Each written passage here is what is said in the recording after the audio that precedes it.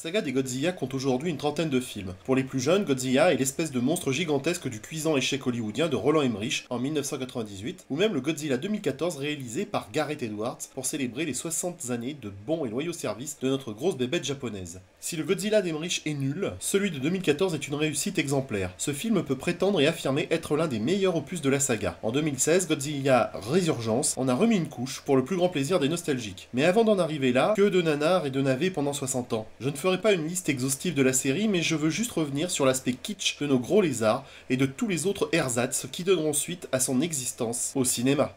Parlons donc de ces créatures ni bonnes ni mauvaises, en costume de caoutchouc qui passent leur temps à détruire des villes en carton où il n'y a pas un seul habitant. Ah, les japonais, heureusement qu'ils sont là avec leur sens du kitsch et leur délire cosmique totalement incompréhensible pour les occidentaux. En fait, tout démarre en 1954, moins de 10 ans après les attaques américaines à la bombe nucléaire sur Hiroshima et Nagasaki. Ichiro Honda tourne Godzilla. Ce monstre mutant, aux vagues allures de dragon croisé avec une baleine, est une allégorie des armes nucléaires. Alors pour les jeunes qui regardent cette émission, vous me ferez le plaisir quand même d'aller voir dans un vrai dico ce que veut dire le mot allégorie. Pendant ce temps-là, je continue avec ceux de ma génération qui ont un vocabulaire solide, varié et plus léché. Je disais quoi, moi? Ah oui, Godzilla est l'incarnation de la destruction nucléaire et de la peur qu'elle suscitait chez les Japonais. Ce monstre effrayant, enfin pas trop quand même, casse tout sur son passage. Il a beau être lourdeau, balourd, gauche et assez lent, il trouve le moyen de tout péter avec ses gestes hésitants et limités, peut-être à cause d'un costume trop serré. Allez savoir pourquoi, ce film a été censuré aux États-Unis. Ah, tiens, sûrement parce qu'il était effrayant. Je ne pense pas que c'est pour montrer les ravages d'une bombe atomique sur des civils sur les coups de 8 h du matin. Non, je pense pas que ce soit ça. Je ne vais pas faire la liste de tous les épisodes de Godzilla, mais l'un d'entre eux m'a été imposé il y a quelques années, et je voudrais vous faire profiter de mon désarroi, car je suis sympa.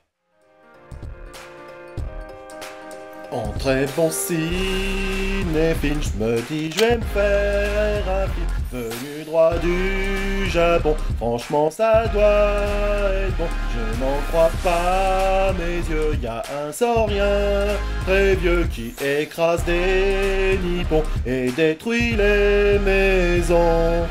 Godzilla, Mothra, j'en suis resté pantois et plein d'effroi. Godzilla, Mothra, surtout ne regardez pas, c'est du caca. Ah putain, c'est fou ce que tu chantes fort, hein. Tais-toi, tais-toi. Ouais, bah je suis pas chanteur moi dans la vie. Ouais, bah ça se voit, hein. Tais-toi. Tu veux dire ça s'écoute? Ta gueule, je te dis. En 1964, le cinéma nous offre Godzilla contre Mothra, sorte de délire écrit sous acide, dans lequel l'espèce de saurien lézardesque et radioactif se met en tête de vouloir détruire encore une fois le Japon. Ah non mais chez lui c'est une fixation. Le film se transforme en un grand festival du n'importe quoi, peuplé d'une vieille mythe assez miteuse, en peluche, j'ai bien dit une vieille mythe. Il y a également des larves de mythe qui engluent le gros lézard de leur crachat suspect et spermatique, des lilliputiennes grotesques qui passent leur temps à chanter avec des voix de crécelle, des indigènes radioactifs de type japonais, déguisés en pygmées ou bien le contraire, je suis plus trop, sans oublier des humains aussi perspicaces que candides face aux ravages de toutes les créatures qui croisent leur chemin. Bref, le lézard finit par agoniser, presque autant que le spectateur abruti qui est resté jusqu'à la fin de ce film. Godzilla a ensuite donné naissance dans le cinéma japonais à tout un ensemble d'avatars plus ou moins kitsch. J'aime beaucoup Gamera, la tortue géante de l'espace supersonique qui affronte différents monstres caoutchouteux dans des combats plus ridicules qu'épiques. Mais Gamera a une bonne bouille, alors on se laisse tenter. Pensons également à un autre lézard tout aussi caoutchouteux que Godzilla. Je veux bien sûr parler du magnifique monstre coréen appelé Yongari. Pas très inspiré, il casse lui aussi des villes en carton et il écrase des tanks. Non, je voulais dire des jouets représentant des tanks. Il crache des flammes qui ont la portée d'un petit briquet quand tu règles la flamme sur sa puissance maximale. Les réalisateurs, prêts à tout pour gagner du pognon, vont pousser le vice avec Mechanic Kong, réplique en robot géant de King Kong qui affronte justement le gorille géant que tout le monde connaît sous le nom de King Kong, alors que son vrai nom c'est Gilbert.